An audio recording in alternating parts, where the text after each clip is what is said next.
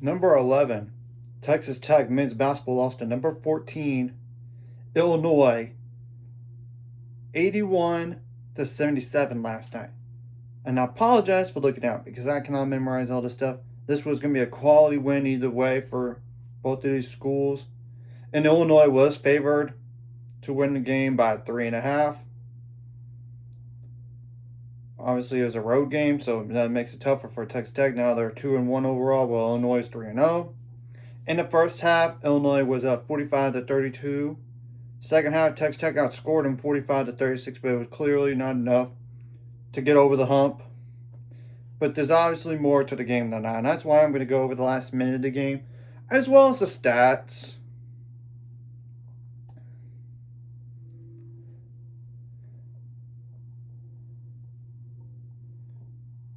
So with 103 left, Keaton Wagler from Illinois missed a three, and Donovan Atwell got the defensive board around 59 seconds left, and LeJean Watts missed a jumper around 49 seconds left, and JT Toppin got the offensive board for around 45 seconds left, and LeJean Watts made a jumper assisted by JT Toppin to make it 76-73, and Texas Tech did call a timeout, and this was a critical possession for Illinois, and Illinois made a layup by Kylan Boswell around 26 seconds left. Then Texas Tech, LeJean Watts made a jumper assisted by Christian Anderson to make it a 78-75, and a foul was called on Tyree Bryant. Kylan Boswell went to the line and made both free throws to make it 80-75. Then a foul was called around 12 seconds left on LeJean Watts. It's like at that point you don't need a foul. The clock is in your favor. You're up 2 possessions. Just don't give up a 3. And LeJean Watts went to the line and made both free throws to make it 80-77.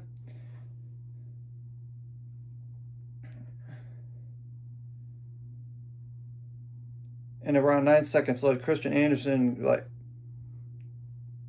missed a 3.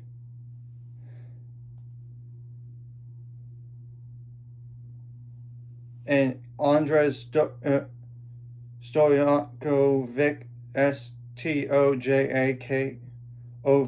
got the block, and King Wagler got the defensive board. Around 8 seconds left, and Donovan Atwell fouled, obviously, and King Wagler went to the line, made the first free throw.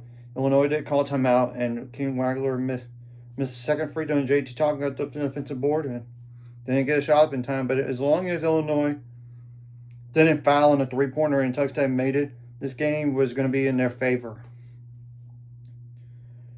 So Texas Tech didn't shoot the ball bad in this game, 53.1% on 64 attempts. However, 27.3% on threes on 22 attempts and 75% on free throws. But that's on 4 attempts. And I know there might be some questionable officiating, but you got to make plays to win at the very end of the day. They got 30 rebounds, 7 of those offensive, 20 assists, 7 steals, 3 blocks, 13 turnovers, though, maybe a little too much, and 18 fouls.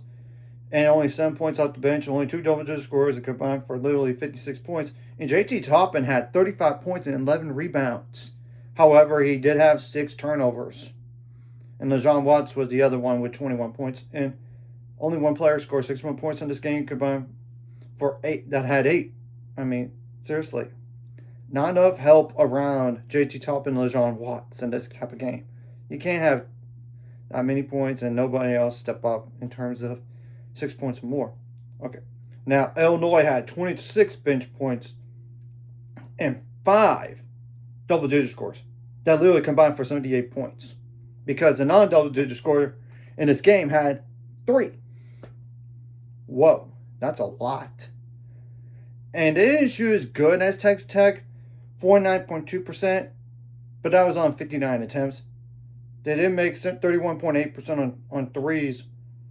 31.8% on threes on 22 attempts. So one made more 3.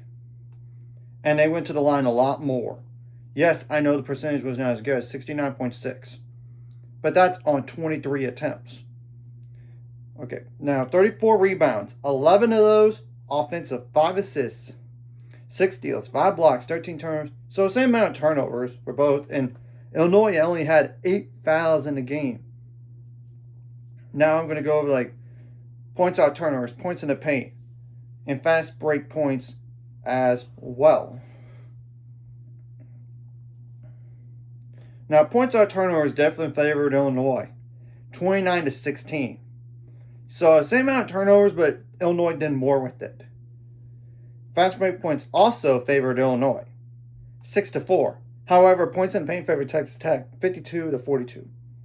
So, what's the next 5 games for both of these teams? And I'm going to start with Texas Tech in all this. So, the next game is this Friday, November 14th, against Milwaukee.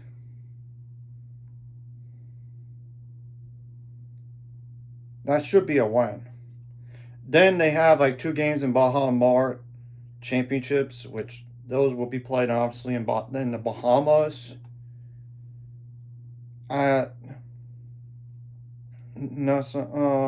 Bahamas at the Baha Mar Convention Center, November 20th. This is the first game against Wake Forest, and they pushed Michigan, but they lost last night as well by a single point, 85-84.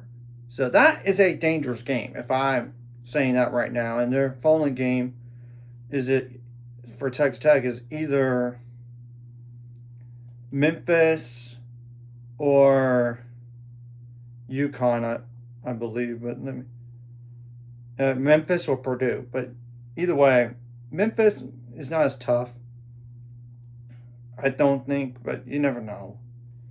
Now, Purdue can be tough. So, I'm not going to say they're going to go 0-2. But still, tough to get Wake Forest first, and they pushed number 6 last night.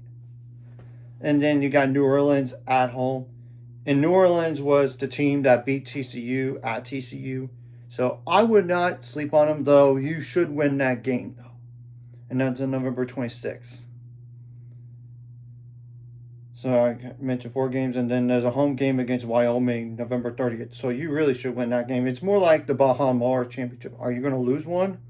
Or are you going to lose one? Or you're going to lose both? Or maybe even win both? We have to wait and see.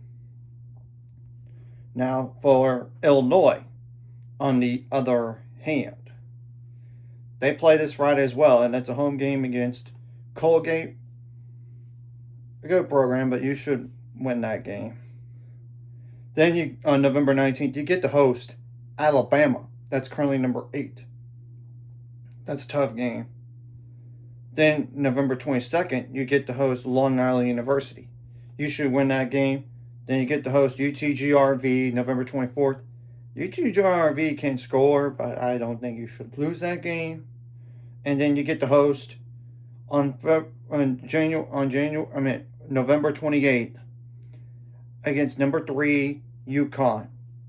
So 2 tough games in there, but both of those are at home. So anyways, if you like this content, hit the like and subscribe button. See you guys later on the road to 800 subscribers. Of course, ultimate goal is 1,000 more. So my mind is, of course, like video. Comment video really helps YouTube algorithm. Some more people see it. Sharing the video does help as well. Some more people could watch. And if you're watching, and hit subscribe buttons, read the notification bell as well.